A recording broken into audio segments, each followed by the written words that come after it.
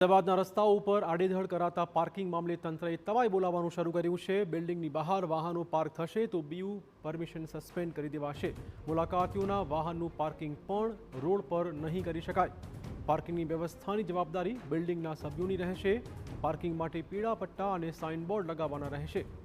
Commercial એકમો બાદ residential વિસ્તારમાં પણ હવે આનો અમલ શરૂ કરાયો છે। પાર્કિંગમાં દબાણ નથી તેનું સેલ્ફ ડિક્લેરેશન દર વર્ષે આપવું ફરજિયાત બનાવાયું છે।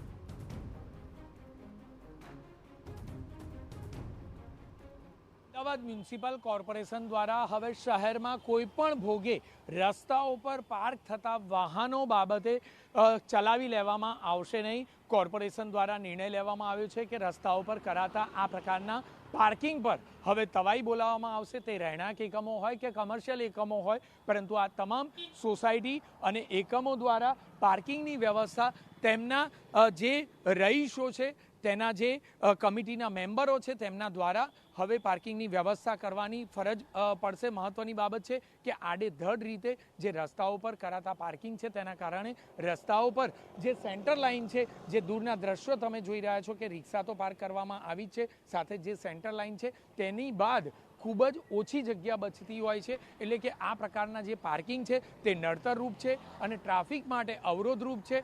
શહેરમાં આ પ્રકારનું જે પાર્કિંગ થઈ રહ્યું છે તે બાબતે હવે કડકાઈ ભર્યા પગલાં લેવાના મૂડમાં અમદાવાદ મ્યુનિસિપલ કોર્પોરેશન છે અને આ રીતે જે પણ જગ્યા પર પાર્કિંગ કરવામાં આવતું હશે તેવા તમામ બિલ્ડિંગોની બીયુ રદ કરવા સુધીની કામગીરી અમદાવાદ મ્યુનિસિપલ કોર્પોરેશન દ્વારા કરવામાં આવશે અને કડકાઈ ભર્યા પગલાં લીધા બાદ કોઈ પણ ભોગે સોસાયટી દ્વારા જ તેનું પાર્કિંગ કરવામાં આવે, તેની વ્યવસ્થા કરવામાં આવે અને વિઝિટર પાર્કિંગની પણ વ્યવસ્થા કરવામાં આવે, તે પ્રકારની વાત હવે કોર્પોરેશન દ્વારા કરાશે।